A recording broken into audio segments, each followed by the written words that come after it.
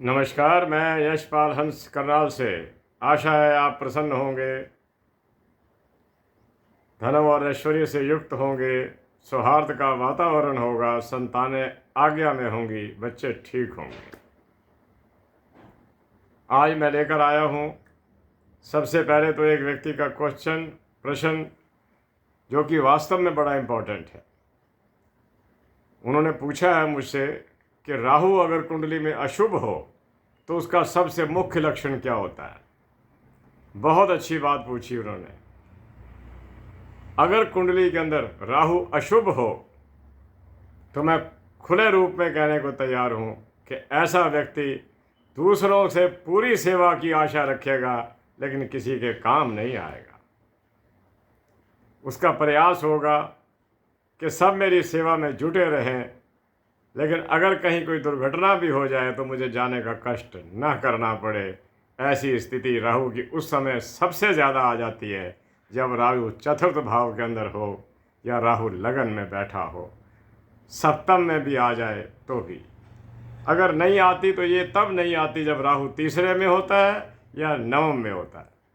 तब ऐसा व्यक्ति फिर भी कोशिश करता है कि चलो देख आता हूँ।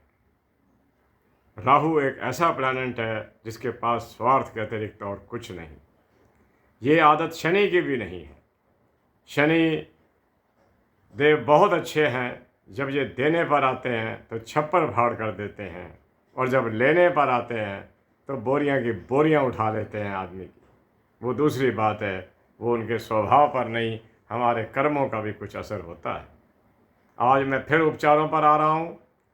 मेरे प्यारे बंधुओं, अगर मुझसे कोई भूल हो जाया करे तो मुझे क्षमा कर दिया करो और मेरे को अपनी शुभकामनाएं देते रहा करो कि प्रभु मुझे समर्थ दे कि मैं आपसे नित्य बात करने में समर्थवान बनूं।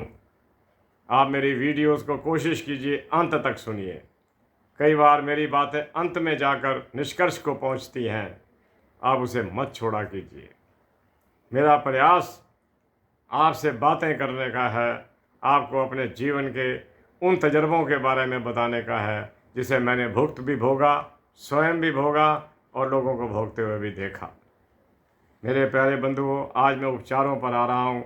मैं उन बच्चों के बारे में बात कर रहा हूँ, छोटे बच्चे, 1 साल, 2 साल, 3 साल, जो रात को डर कर उठ जाते हैं। जो रात को डर कर उठ जाते हैं, उनके लिए आप क्या करें? कोशिश तो ये कीजिए कि उनको छोटा सा चांदी का कड़ा पहना दीजिए।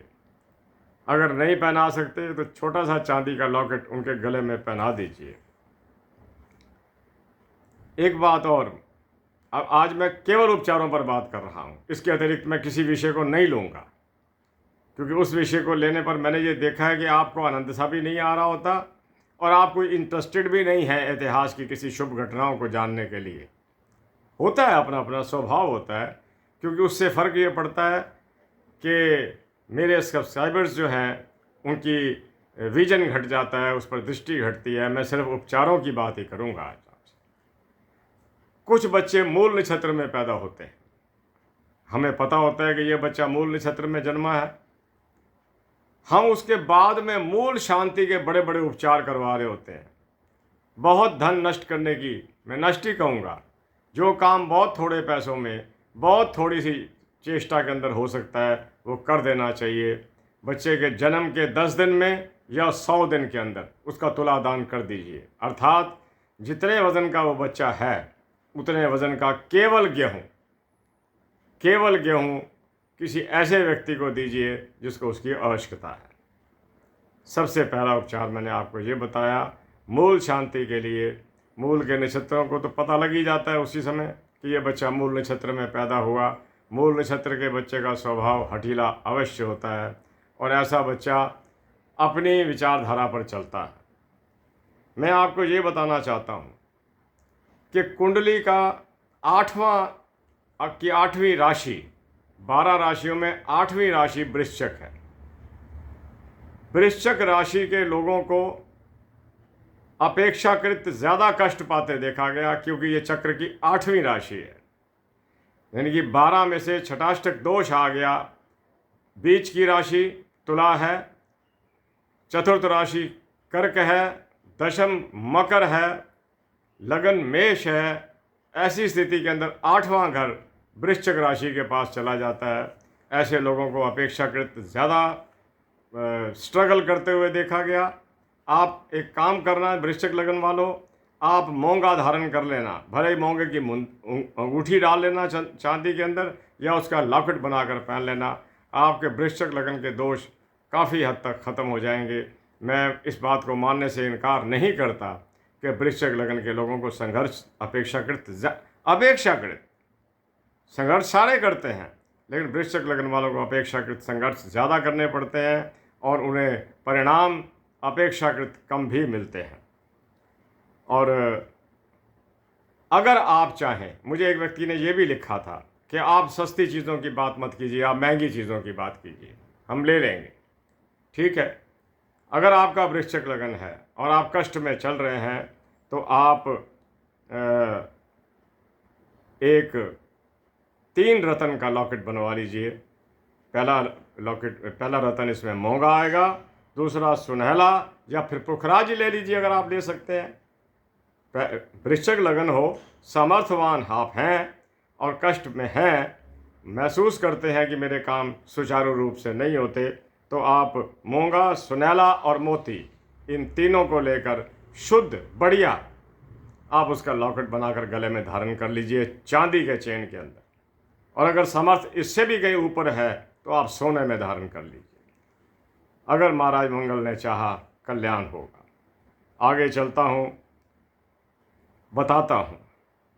अगर किसी का धनु लगन हो और धनु लगन में महाराज शुक्र बैठ जाए, धनु लगन में महाराज शुक्र बैठ जाए, ये बहुत कम देखने को मिलता है, क्योंकि धनु राशि महाराज शुक्र की प्रबल शत्रु राशि है, क्योंकि ये बृहस्पति के पास चली जाती है। ऐसे व्यक्ति के अंदर चातुर्य और झूठ की भावना भरी हो सकती है। कहाँ एक देवता ग्रह बृहस्पति और उसके घर में कहाँ एक लग्जरियस ग्रह आके बैठ गया। ये लोग चतुर होते हैं और वक्त पड़ने पर सच बोलने की अपेक्षा झूठ बोलने में संकोच नहीं करते। और होता क्या है, क्योंकि धनु लगन बृहस्पति के पास होने के कारण इनका झूठ पकड़ा जाता है, अपमानित होते हैं और ये विख्यात हो जाता है कि ये लोग झूठ में ज़्यादा विश्वास रखते हैं। और इनका क्या करें, कुछ नहीं हो सकता। अगर इनको कोई झरकन आदि पहना दिया जाए, शुक्र की ताकत और बढ़ेगी। हाँ, इनको चाहिए, अगर ये संपन्न है तो पुखराज पहन लें। आपको महसूस होगा कि आपका बृहस्पति ज़्यादा एक्टिवेट हो गया। अगर इन्हीं की कुंडली के अंदर जिसका लगन के अंदर शुक्र बैठा हो धनु के अंदर, उनका कहीं भाग्य स्थान पर बृहस्पति राहु के साथ बैठ जाए तो चंडाल योग फॉर्म हो जाता है। ऐसा व्यक्ति सत्य पर आधारित बात नहीं करेगा, उसकी अपने परिवार के लोगों से भी नहीं बनती। क्या बताऊं कि ऐसे लोगों की अपनी संतानों के साथ भी मतभेद रह जाता है। आज मैं केवल उपचारों की बात कर रहा हूं। चंडाल योग को दूर करने के लिए आप गोमेद धारण कर सकते हैं। बृहस्पति चंडाल योग फॉर्म नहीं करता। बृहस्पति के साथ अगर राहु बैठ जाए तो चंडाल योग ऑटोमेटिकली फॉर्म हो जाता है, और वो भाग्य स्थान पर अगर हो जाए तो ठीक नहीं है। मैं आपसे निवेदन कर रहा था कि अगर किसी की कुंडली के अंदर ये 3 ग्रह इकट्ठे बैठ जाए, शनि, चंद्रमा और केतु, ऐसे व्यक्ति को अपनी सेहत पर बहुत ध्यान देना चाहिए। ये हमारी आजमाई हुई चीज़ें हैं, हम इन चीज़ों के भुक्त भोगी भी हो सकते हैं। हमारा भी एक जीवन है, हमने भी कष्ट पाए हैं। और ये बात नहीं, जो आयु बढ़ती है शारीरिक कष्ट और बढ़ते हैं। तो मैं आपसे निवेदन करता हूँ कि शनि का, केतु का, चंद्रमा का उपचार कीजिए। कोई लॉकेट धारण न करके बैठ जाना। इसका उपचार क्या है, आप पताशे पीपल के नीचे, केतु के लिए मैं आपको अक्सर कहता हूँ कि कौवों को ब्रेड और दूध पहले तो छत पे रखना शुरू कीजिए, जब कौवे आने शुरू हो जाएं तो आपके हाथ से उठाकर खा जाएंगे। उस दिन आप समझ लेना कि ये उपचार एक्टिवेट हो गया, काम कर गया, समस्याएं टल जाएंगी। मैं आपको अक्सर बताया करता हूँ, कई घरों में मैंने ये देखा कि छत पर व्यक्ति गया और कौवे पहले उसकी इंतज़ार कर रहे हैं। और मैं तो ये भी कहता हूँ कि बंदरों का सबसे अच्छा इलाज अपना मंगल का सबसे अच्छा इलाज बंदरों को केले देना है। आप उनको अपनी छत पर आदत डालोगे तो वो आपके घर का दरवाज़ा सुबह नॉक करना शुरू कर देंगे। इसलिए जंगल के उस कोने में डालिए जहाँ कहीं आपको बंदरों की बहुतायत नज़र आए, बहुत फ़ायदा होगा। आगे चलता हूँ कि अगर आपका शनि, चंद्रमा और केतु इकट्ठे हैं तो आप कुत्ते को रोटी ज़रूर डाला कीजिए। ये जानवर अपने वादे के बड़े पक्के होते हैं। आप अगर एक टाइम को फिक्स कर लोगे कि दोपहर को मैंने डालनी है, तो दोपहर को कोई ना कोई श्वान आपके दरवाजे पर खड़ा होगा। श्वान को हम दरवेश कहते हैं कि दरवाजे पर आकर भिक्षा मांगने वाला और पूँछ हिलाकर निवेदन करने वाला। ये आप कीजिएगा। और अगली बात मैं करता हूँ, अगर आपका लगन कुंभ है, कुंभ लगन चंद्रमा की दूसरी सबसे प्रबल राशि, कुंभ लगन वालों के अंदर एक ये बात पाई जाती है कि वो जिस वातावरण में बैठे होते हैं वहाँ के माहौल को समझ नहीं पाते, और उनकी ये कोशिश होती है कि लोग मुझे सुने, मैं किसी को ना सुनूं। आप कोशिश करना कि आप शनि के उपचार करना, कभी कभी शनि मंदिर में चले जाया करो, तेल चढ़ाया करो, उससे आपकी प्रतिभा में वृद्धि होगी। लोग आपको अंडरस्टैंड करने की कोशिश करेंगे और आप सुखी हो जाएंगे। आप अगर चाहें तो नीली का लॉकेट चांदी में पहन सकते हैं, सोने में ना पहनना। आगे चलता हूँ। अगर आपके कई लोगों का ये है जीवन कि ना तो वो अपने ऑफिस से खुश हैं, ना अपने व्यापार से प्रसन्न हैं, ना ही अपने जीवन से प्रसन्न हैं। वो समझते हैं लोग मेरी इज्जत नहीं करते। भले ही ऐसी स्थिति हो चाहे ना हो, तो मैं ये कहता हूँ कि आप हर मंगलवार को और हर शनिवार को, हर मंगलवार को और हर शनिवार को थोड़े से नकद पैसे भिखारियों को दान कर दिया करो। जो लोग डिससेटिस्फाइड हैं अपनी लाइफ से, भले ही वो सेटिस्फाइड हों, लेकिन ऐसा शो करते हैं, ऐसा फील करते हैं कि आई एम नॉट सेटिस्फाइड, चाहे आप उनको 1 रुपया दें, 2 दें, 10 दें, जो आपकी सामर्थ्य है दें, नकद पैसा दान कीजिए, अर्थात लक्ष्मी का दान कीजिए, ताकि आपके अंदर सेटिस्फेक्शन आए। क्योंकि आदमी के अंदर सेटिस्फेक्शन सबसे ज़्यादा उस समय आती है जब उसको मन वांछित धन मिल जाता है। जब आप मन वांछित धन दान करेंगे तो धन आपके पास आना भी शुरू हो जाएगा। अगर आपका जीवन, आप वास्तव में महसूस करते हैं कि मेरा जीवन दुखों से भरा पड़ा है, देखिए ये फीलिंग की बात है।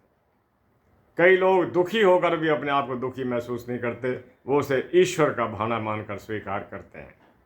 कई लोग ईश्वर के भाने को नहीं मानते। कोई बात नहीं, मैं आपको यही अंतिम बात आज की करूंगा, क्योंकि 15 मिनट होने के करीब जा रहे हैं। आप याद रखना, if you are not satisfied, अगर आप महसूस करते हैं कि मुझे मन वांछित सुख नहीं मिल रहे, तो आप केवल एक काम करना, ये हमारे मन की सोच है और मन का मालिक है चंद्रमा। चंद्रमा के 2 आहार हैं, एक नमक और एक दूध। जब आप सड़क पर निकलते हैं, अपनी गाड़ी में, मोटरसाइकिल में, कार में, जिसमें निकलते हैं, आप 2-4 पैकेट दूध के ले लीजिएगा, 2-4 पैकेट दूध के ले लीजिएगा, और साथ में वो कप ले लीजिएगा, प्लास्टिक के जो होते हैं। आपको बच्चे कई मिलेंगे जो अर्धनग्न होंगे, भूखे होंगे, भिक्षा मांग रहे होंगे, उसमें थोड़ा सा दूध डालो, आधा पैकेट डाल दो, एक बच्चे को दे दो, आधा दूसरे में डालो, दूसरे बच्चे को दे दो, आपको बड़े सुखद परिणाम मिलेंगे। इसी के साथ मैं यशपाल हंस आपसे आज्ञा भी चाहूँगा, और मैं कल प्रभु से प्रार्थना करता हूँ कि आपका दिन कल्याण में बीते, आपका दिन सुखों में बीते, और आप जो मैंने बताए हैं आपको छोटे छोटे उपचार, आज मैंने केवल उपचारों पर लिया है, क्योंकि उपचार दुखों को दूर करने के लिए हैं। और दुख क्या है, या तो हैं या नहीं है, हमारे मन की सोच है। आप ये बच्चों को दूध वाला काम तो ज़रूर करना, दूध दे दिया करो उन्हें, अगर आप पूरा पैकेट उनको बंद दे देते हैं तो हमें ये भय होता है। मैं आपसे चैनल के माध्यम से कहता हूँ कि गरीबी बहुत कुछ करवाती है इंसान से। बच्चे उसे बेच ना दें, आप उन्हें पिला के आया करें। इसी के साथ मैं यशपाल हंस करनाल से आपसे आज्ञा चाहता हूँ। आप शुभकामनाएं देते रहिए ताकि मुझ में शक्ति रहे, मैं कल आपसे आकर फिर और बातें कर सकूं, नए संदर्भ नए विषय उठाता रहूं और आपको बताता रहूं। जय जगत, जय भारत, नमस्ते, नमस्कार, शुभकामनाएं।